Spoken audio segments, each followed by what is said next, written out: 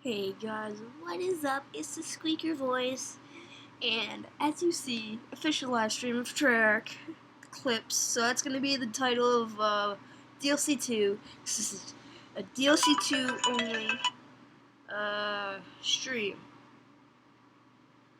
Yeah. Just gonna change something quick.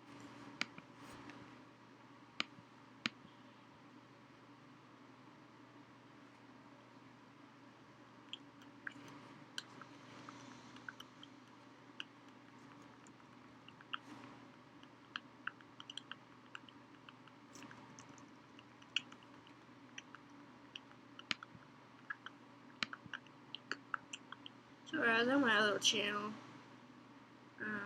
Just because the age restriction doesn't work on here.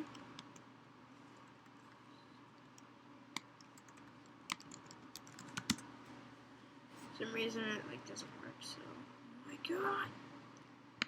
Just go to my channel.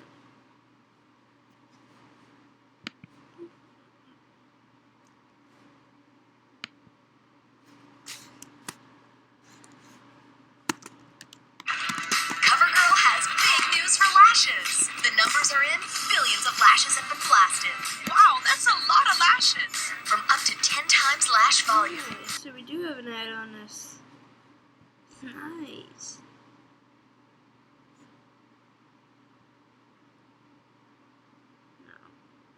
No.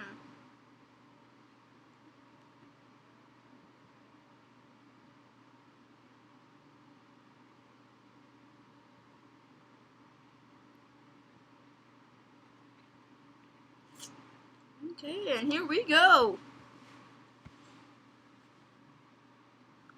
Ooh, that's the trailer. Oh my fucking god, man. It's the trailer. It's going full screen for this shit. Oh my gosh, bro. Okay, it's on full volume. Hello everyone, and welcome to Treyarch. I'm John Raffis. We're coming to you live deep from within Dude, the this audio studio. sucks. And today, we'd like to welcome everyone who's joining us on YouTube, as well as everyone Hold on a who's second. joining us through the live event. We're glad to Keep have watching, you. guys.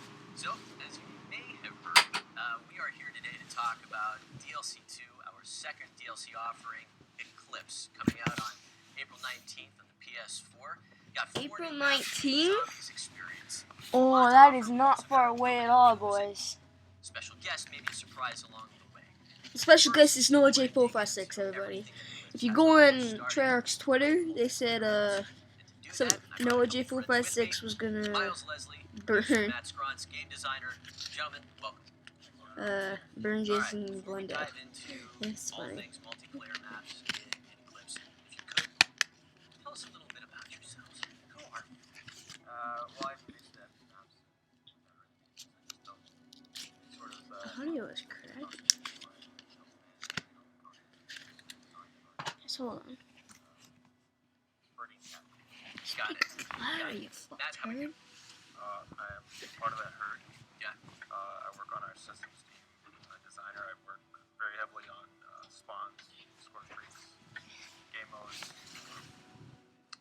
all the gameplay stuff that goes with maps and core movement. Core movement.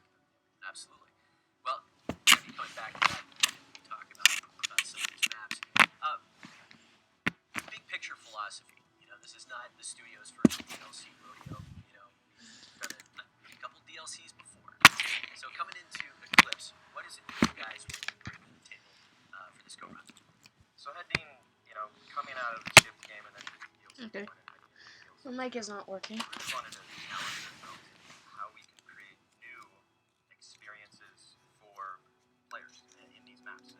Give something new and push ourselves to also develop new and interesting engagements that we really haven't explored before.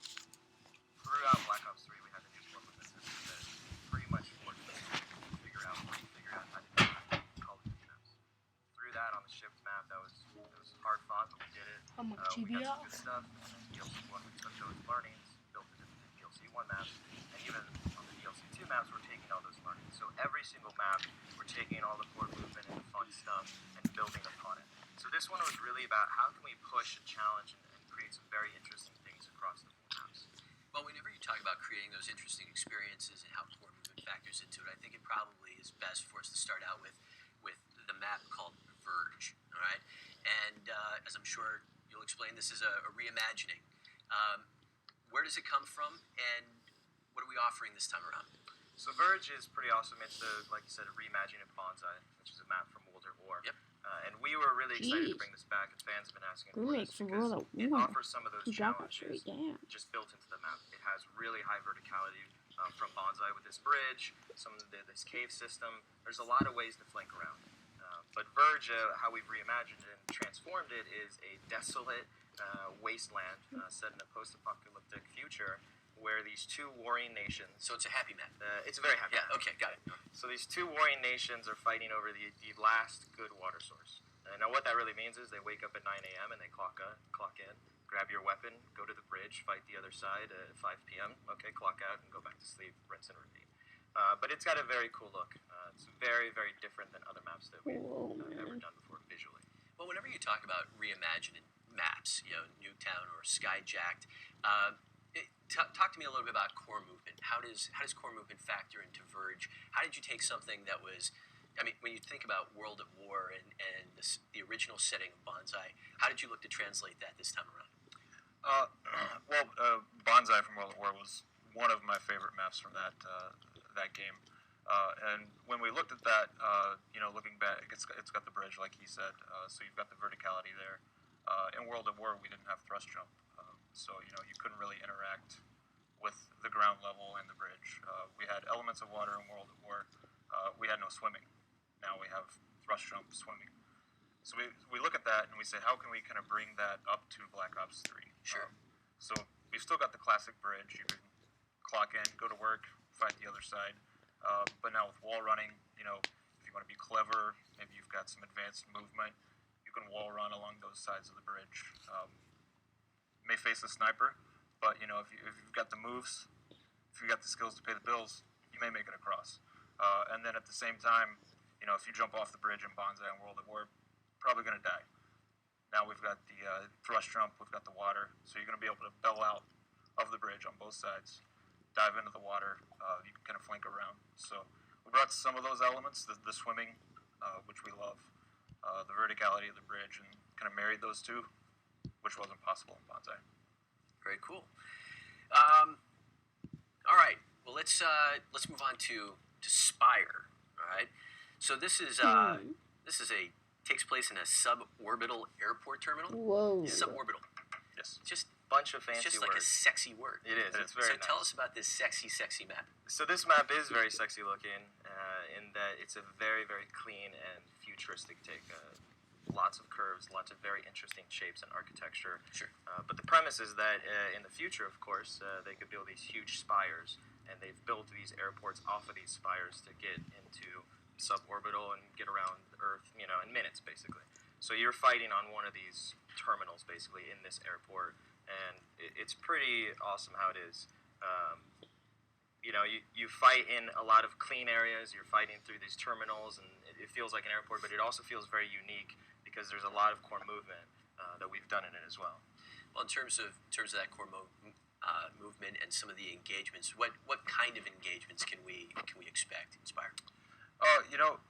We always try to cater to all gameplay styles in our maps. We want everybody from the snipers to the guys running around with the baseball bat to be successful. With this one, it's interesting because you've got one side of the map where you're going to have these opposing overwatches, which are just obviously going to be great for sniper battles. Then you've got the other side where we've got some nice meaty cover for you to work up to. So shotguns, SMGs, baseball bats, those are going to work on that side. And then as far as the core movement goes, we kind of looked back to Combine, which is a very popular Black Ops 3 map, kind of a staple at this point. And we looked at that and we said, okay, we did that outer wall run where you were able to flank around. How do we make that more interesting? And in Spire, we kind of took that element and developed it more and turned that Combine's wall run into a destination. So you'll be able to kind of bell out through the middle or down the catwalks on the These maps exterior seem of the pretty map, cool so far. and set up shop at the refueling station. It's that side has some longer lines of sight, so you're going to be able to post up there with a sniper rifle. Well, how does that factor into some of the risk reward that you guys like to design into maps? Yeah, sure. Risk reward. We're going to have a hard point in that destination there, so it's the reward is winning the game if you're able to take that hard point. Obviously, it's a little risky because you can't just walk there. You're going to have to hit the wall run. You're going to have to use your thrust. But if you are able to get in there and root the enemy out, you're going to be able to hold that down. It's part of the part of that is the challenge in pushing ourselves is taking that. Combine worked really well with the how we integrated core movement. Like Matt said, is how do you +1 that? How do you make it better? And we're actively trying every single map to just figure out better ways and interesting ways. And it's really just a tool set, right? Hey, how we did that and how we did it in other maps is really interesting. How do we combine them and push and pull them? And maybe we move out of our comfort zone.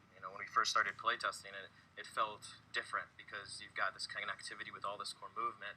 And like, oh, this feels different, but it also felt right. And it basically added, I think, another tool to our box. Yeah, we're definitely still learning and developing these interesting gameplay scenarios.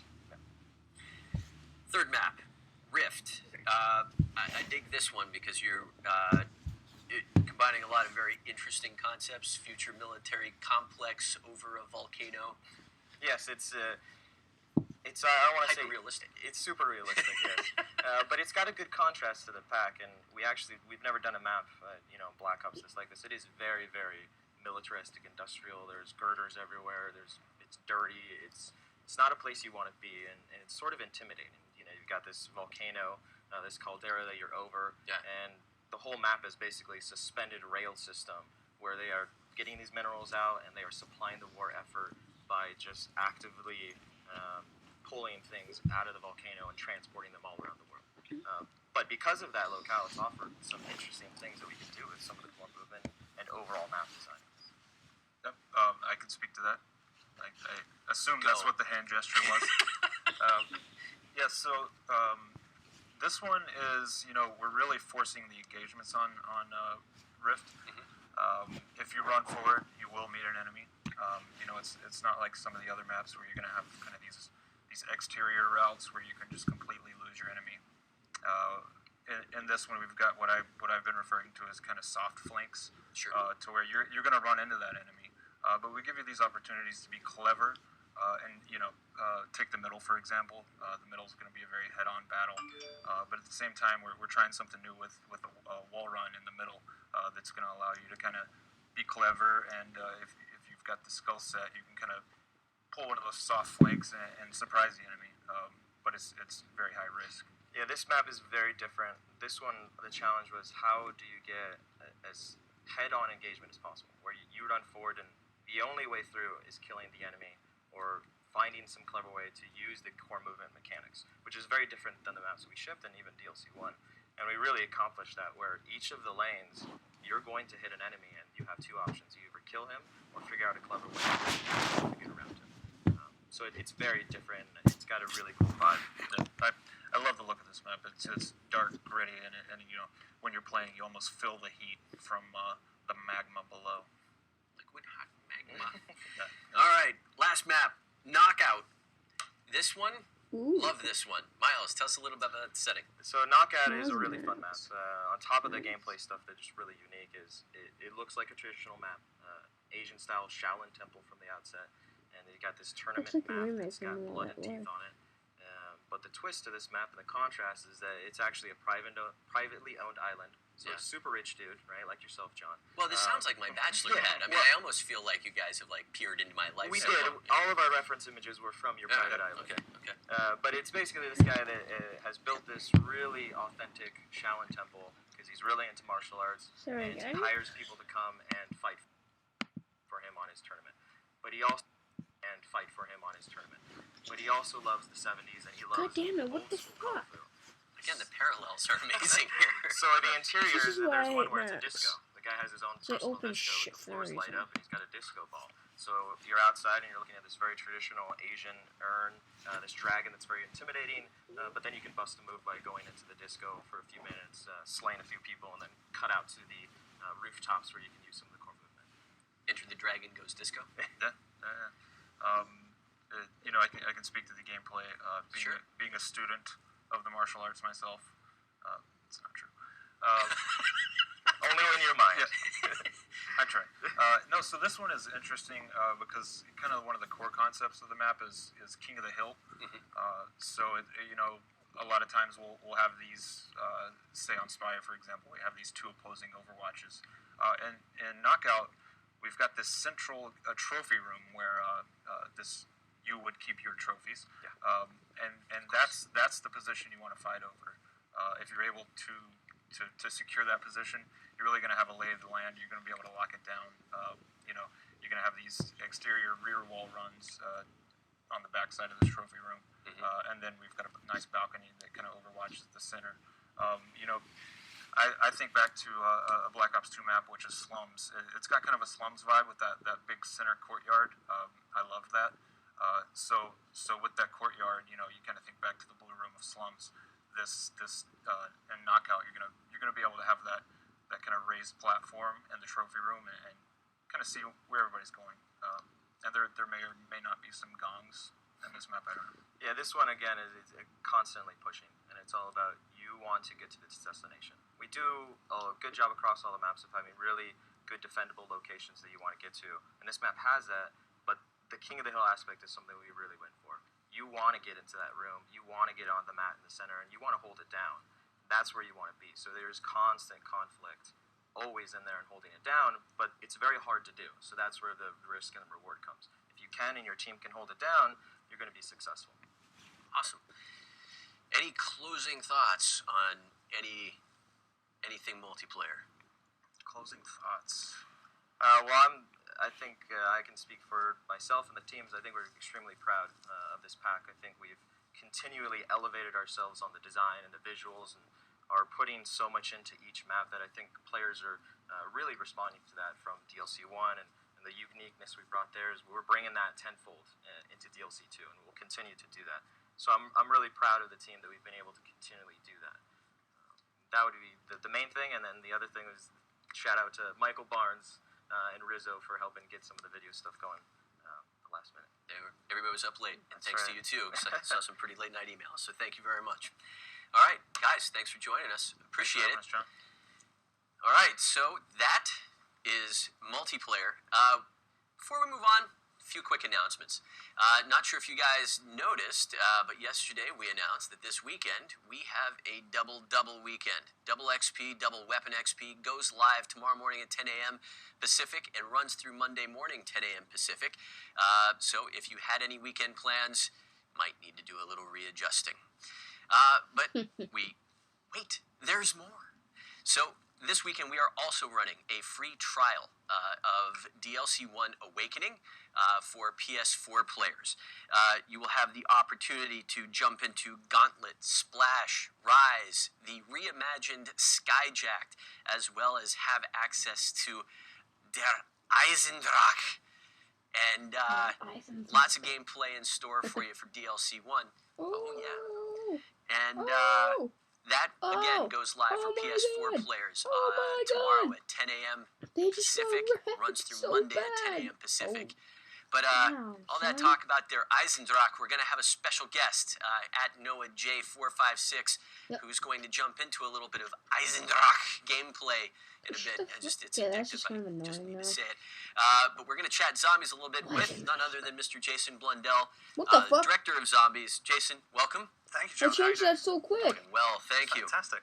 Whoa, So, they got that Jason, picture in the background. DLC 2 Eclipse has a new zombies experience. Tell us, no what are we giving to fans? Zetsubo DLC2? no So Shima? DLC 2, we're going to the Island of Despair. that's the only sound I could think of to kind of convey the scariness and spookiness of this map. So it's Zetsubo no Shima. I'm doing that to Zetsubo no mess with people Shima. so they have a hard time That's the pronouncing name, I it. guess. Started that with the Eisendrache. Zetsubo no Shima, DLC 2. And it is... Very mellifluous. It's good use of vocabulary right there. It's being serious for a second. Sorry. It's probably one of the scariest maps we've done. Really? I can't be serious that much. Okay. It really the atmosphere, Mhm. the feeling of it, the artistry really behind creating a map that is more fundamentally disturbing to people. Now we've kind of gone there in Zombies in the past. Obviously, we're dealing with the undead, but listening to the fans, they were talking about how do we get back to the roots, how back to maps which are unnerving by their pure physicality, and so. That's what Zetsubo no Shima is really about. It's Division 9, a group Zetsubo no Shima is the name of the next Zombies map goes. in the storyline, map. but they go back to Shinonuma, which is all the way back into World of War. And their experiments on this island, and our crew, our gang, are turning up there to find out what perversions of nature have taken place. Well, you had me at hello. Well, I just wanted to say perversions of nature. I hear they opened up at Coachella, or they will be. So That's going to be a meme now, isn't it? pretty much. Pretty soon you're gonna have a little interview time with Noah J456. But before we jump over with him, Yes. you brought a little something special today. Did I? You did. What? Yes, Oh, yes, we did. we did. Yes. Yeah, we're gonna mix it up a bit. Rather than do the gameplay trailer, Yeah. I brought a little special asset. I say bring, I mean we're in tryouts, What the so fuck? it's here anyway. But we're gonna show the intro cinematic to DLC 2. Yes! Say it isn't so. It is so. Thank you, Alright. Jason Well, Blundell. with that, the premiere of Zetsubo no Shima IGC. Enjoy. Holy shit.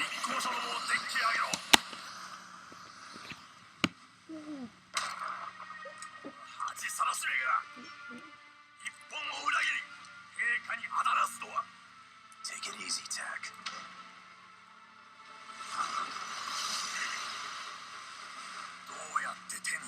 That's not Tak. Okay, so that's not younger Takio either. I'm sorry. I don't speak Japanese. The object in your hand, it's gonna bring you nothing but pain. Believe me, I know. I am an envoy of the Emperor himself. I am no traitor. Nice! Oh, Takio! Bruh! Wow, what's up, man? Oh, nice going. You blew something up. Yeah, get that Poskin. Get that Poskin. Get it! Grab it!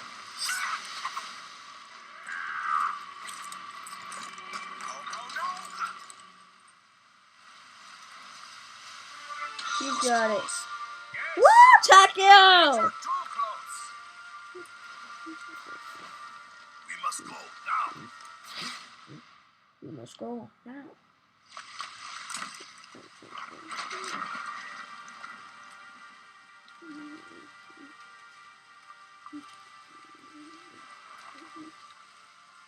Where's the... Who has the summoning key?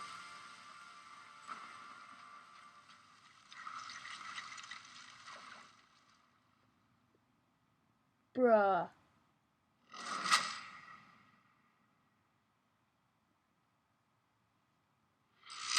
Get the season pass now. Oh 4 my DLC god. packs, 1 That great was price. so awesome. Alright, so I'm joined here today with Jason Blundell. And the first question That face that cam the is just community has suck been ass. just Sucks pouring out ass. to me is that, are you, in fact, a sucker for Island DLC? Always, 24/7 actually. I mean, sometimes when I'm sleeping, I'm dreaming about medieval castles. Of course. And I hope all the communication and conversation about this has conveyed that. Right. Yeah. Okay, sorry about that one. Okay, on to my first real question. Yes. So, obviously, everyone just saw the cutscene for the first time ever. Yep. This is the intro and cinematic Yep. to the new map. And the part that struck me the most out of it is that all of our characters seem to have the same importance on the summoning key that Richtofen does. And that's something that is a huge change from the cutscene that we saw right here with Dempsey Sure. Dempsey going down, or Dempsey 1.0 going down. The characters now see it as almost as an important artifact as Richtofen does. Right. They seem to be following him down this path again. Yeah. So my question to you can we expect to see more and more of this trust in Richthofen? And does that play into kind of a theme moving forward with not only DLC 2 but the rest of the DLCs? I tell you, you guys give Richthofen a really hard time.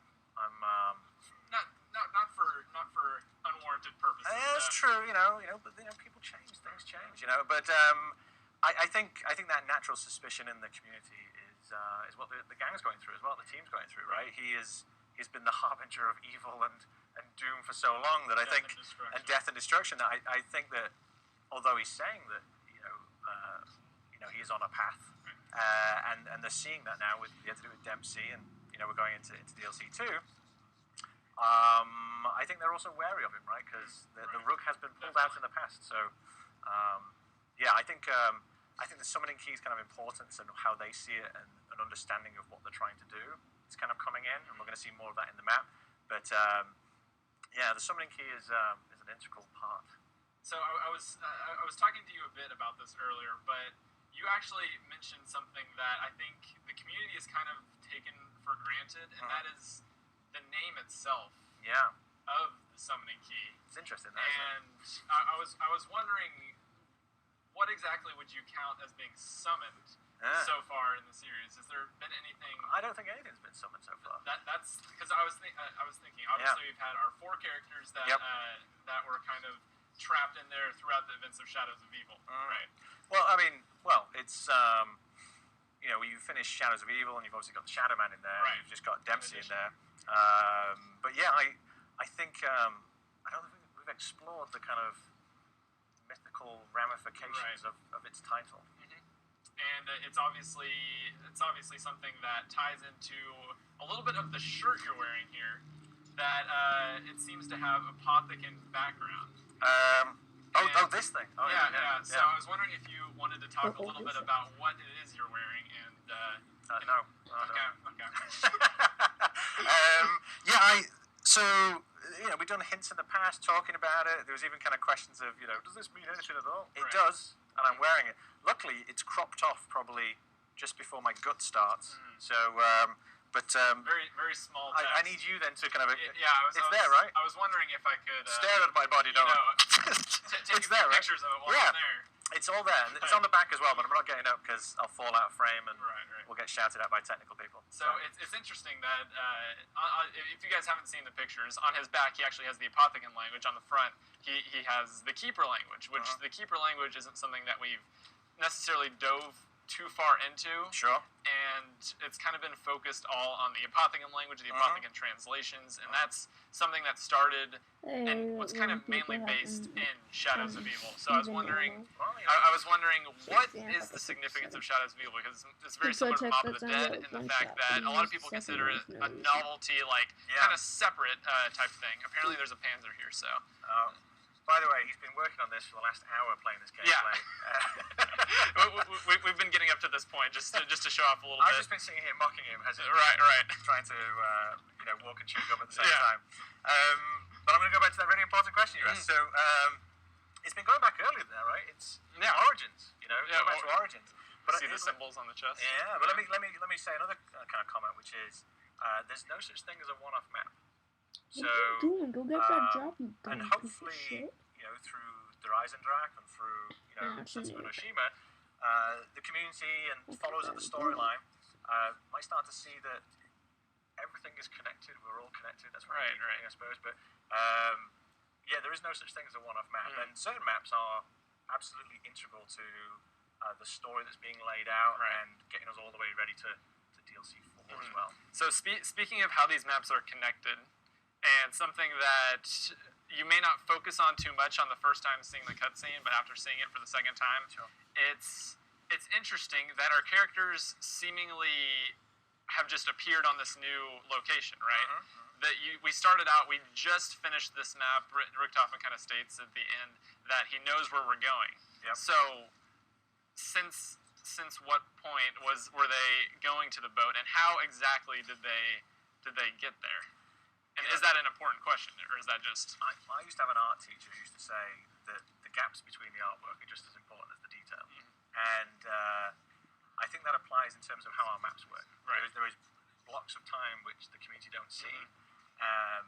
and that's important to set up certain themes. Right. And those blocks may or may not be answered in other techniques as they go along in the maps. But yes, where we choose to start an experience and where we choose to end an experience is integral. And even when you end as well, sometimes people look and say, okay, there's the main Easter egg, that's the end of the experience. Right. Not always is. Mm-hmm. Sometimes there's other things to look for past that experience. So you might say scraps of paper around the map. It can sometimes go more overt than that. Mm-hmm. Just maybe some themes, because I was talking about this a little bit earlier, and you kind of gave me a obviously very cryptic answer here. But one thing that I noticed in this map in particular, in Der Eisen, which I'm not even going to try the last part of that. Yeah, it's okay, man. And something that people kind of like took as kind of an aesthetic aspect. It looks cool. But things like this right here, where we see, if you guys don't notice, that is the same exact truck that appears in Shadows of Evil, and a lot of this stuff actually appears like this around the map. And I was wondering if you had any thoughts maybe on the bleeding of universes that we seem to be getting here. I have lots of thoughts about that. Would you care to share any?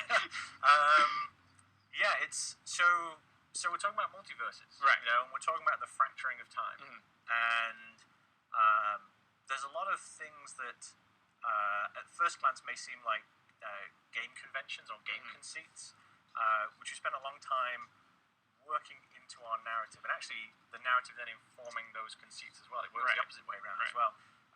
But definitely with the split universe, multiverses, a gang traveling around, use of teleporters and so forth, all these kind of aspects are shaping the maps and shaping the world. You can't really think of it as in a single kind of contiguous way. That's part of half the complication. So what we'll have is kind of sometimes very simple ideas, but then are wrapped in kind of complexity.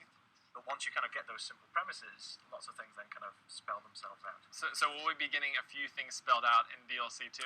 Absolutely. I mean, so our goal will be, to keep on presenting now, like a magician, right? We want to put the things in front of you, and so you're looking at that nice sparkly thing. Right. Well, we're hiding the rabbit up our bum in the background. So that's the trick. So we're kind of putting things in front of the players, so they kind of focus on it, talk about it, and they're integral.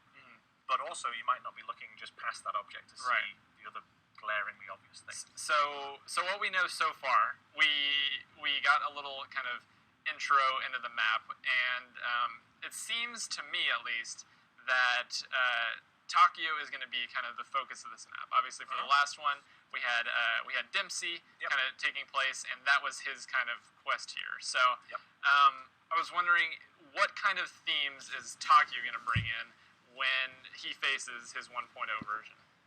What a great question. That's not going to get answered. The one that will not be answered. Of course. I would. One thing that we're continuously doing with this DLC season is, and has been building upon great foundations in the past, is adding more dimension to our characters. Right. What started off being quite two-dimensional in a way, more stereotypical of the nation and so forth, exploring the emotion, exploring the connection between those characters, and then you've got characters in this kind of fantastical world, fantastical set of events happening. Right. How do they come to terms with it? And some of these things which are like, this is key to that character, how do you challenge that? How do you look at it? And how does the rest of the team respond to that? Right. Because they unwittingly all came together. So it's a growth of friendship and trust and mistrust, all that stuff kind of playing on. Also on top of each person having to confront very taxing or trying things based in their own personality. Like, killing another dimensional version of yourself.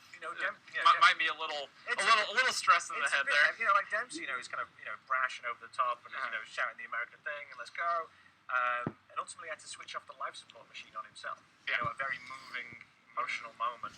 I just got chills thinking about that cutscene again. And I think that's the kind of, I talk about the dimensions, that's what we're going for. Right? Each character has to almost kind of confront the things which define them, right? And I think that's a statement about life as well. Right.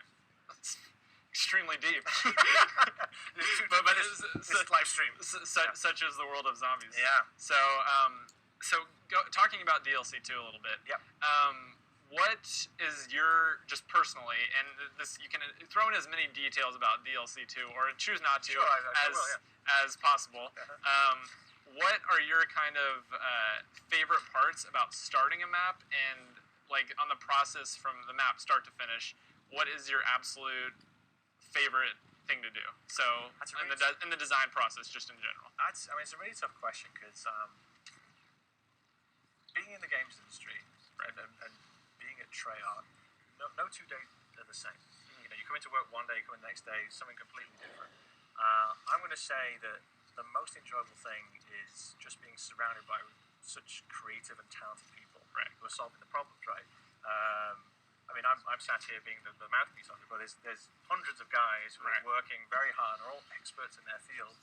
And because we've been together so long,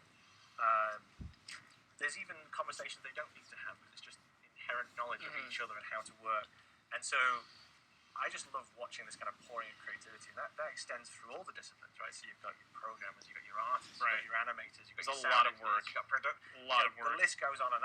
And seeing them tackling challenging problems, not only completing them, but then going further. You know, there's so much kind of love and passion the team kind of plows in. I just love watching them do it, and then when you see at the end the pride that they have in that creation is phenomenal. When that final product is put out there to the world. Yeah. And I know the community is very excited. And another question I had is, how much do you as developers look at community feedback and read up on what people are saying and take that into account whenever you're our team designing? Absolutely very, very active, obviously, you know, and as you know from this conversation before we started, I'm technologically illiterate in terms of my abilities to have any knowledge of social media. But they take it very passionate. That comes through in design. Always down. Yeah. Cut the cameras. Cut them. Can we go again? Is this live? So that's really important because they then bring those concerns through. Right. But I think it's also important as well. Let's imagine I did know what the hell I was doing with the computer. Right. I think it's also important to not be too connected, because if you're too connected, then you're just following the narrative too closely in the community. So I think it's good that there's a lever of filter, and there's a separation, but we also have large groups of our team who intently watch that stuff and feed that into their design meetings and feed that into their direction. And then on top of that, obviously, we then have a rigorous kind of back-end QA support who's listening very intently to problems and bugs, because there's no piece of software that's ever been created that doesn't have bugs. So how do we find these ones quickly enough, and then how do we fix them and kind of guarantee a quality of product? And you were saying that also is in big help due to the community and the support that the community gives. You know, even if I have a 200-man QA team, that's not enough for the community Sure. when they play, right? So a couple million QA team right there. yeah, so you know, we go after that very vigorously and very seriously. So speaking a little bit on the design process, and more specifically, kind of the maps. When you're designing Easter eggs, as I'm failing to do to accomplish right now. Thank you. It's okay. I'm playing without sound. No pressure. It's a big issue. He's saying that. He's making excuses now.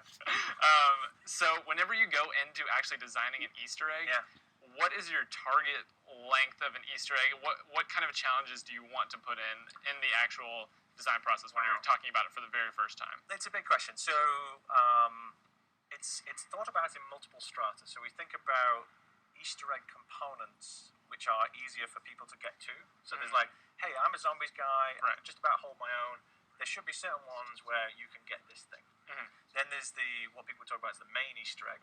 And then the complexity of that is based on what map came before, what the properties of the map are, because the geo and the kind of atmosphere and attitudes of the DLC 2, we're talking about, it's creepy, it's scary, it's disturbing, it's this kind of nature being warped kind of idea. That lends itself to the type of Easter egg you then do, right? And then you then wonder, well, how many steps am I going to do?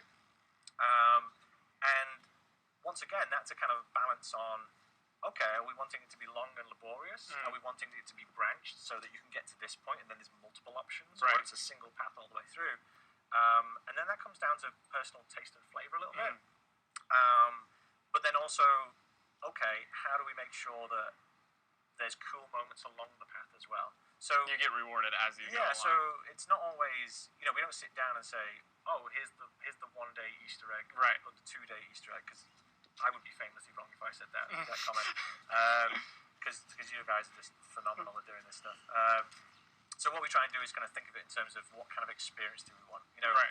we were talking earlier about, okay, Dreisendrach, when you get to, you know, your main kind of boss fight, we knew the electricity was going to kill everyone on the first time. Right. But, you know, we were like, okay. Which I experienced firsthand. We're like, yeah, exactly. You know, and it was like, excellent, that's going to be the moment. It's going to be the tease, because then everyone has to reset and then talk about it. Right, And then right. get to it again. And, you know, it's, once you know it, you can start, you know, you can sidestep. But that was a very conscious choice to say, okay, they've got this far, let's tease them and show the visual, and then they're going to have to move away Right, and think right. about it again. So we'll take those things into account rather than how many days. That makes sense. So speaking of just this map in particular, just something that I've kind of mentioned before, and I wanted to quickly ask you about, is what this little guy is doing up here. I was wondering if you, It looks like he's eating seeds. and the fact that you can just quickly, Yeah.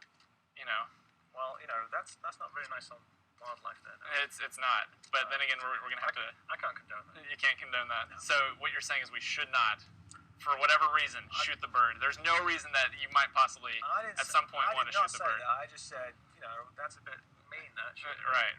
Yeah. Interesting. So, kind of speaking on what we're doing in game here Yes. again. So the boss fight mechanic. Yes. It started in Shadows of Evil, Okay. and obviously the giant was kind of bringing back the entire Duries field. So it started in Shadows of Evil. And kind of the first boss fight that we experienced was in the same room with the Shadow Man and taking him down, which was an awesome experience and one that we haven't really had too much of before. Sure. We've kind of had hints at it before, Right. but whenever this finally came back as its entire thing, and then you brought it back again in Der Eisen with the even bigger boss fight. Sure. I was wondering if you plan on keeping that kind of theme going and that kind of system for. Yeah, we're gonna have to do a really big boss, aren't we? So like Yeah. a whole map that you're fighting on the boss. Right. To do that. Oh. Yeah, we really like that idea and that mechanic. It's you know, it's, as you say, it's new and we're kind of playing with it. Right. Again, it's really about what kind of suits and fits the map.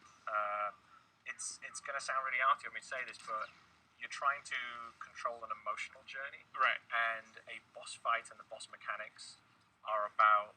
It's a way to punctuate a journey Right. emotionally. It's that final moment. Yeah, you know, and then sometimes it can be the setup, right? I want you to feel stressed, and then I want you to then relax and keep on going, and then I want to give you something else, right? So, Right. we're fans of it. We enjoy it, and if it has a place there, then we put it in. Right. Interesting. All right. So myself, I don't know if I want to try this again without sound. We were kind of playing beforehand, and I was trying to get the plunger You're trying to get the plunger, yeah? without sound and without hearing. We're going to try this one more time, and then we're going to go into the boss fight itself. But I just wanted to ask, in terms of DLC 2, what kind of themes? And I know it's going to be a very spooky map that a lot of people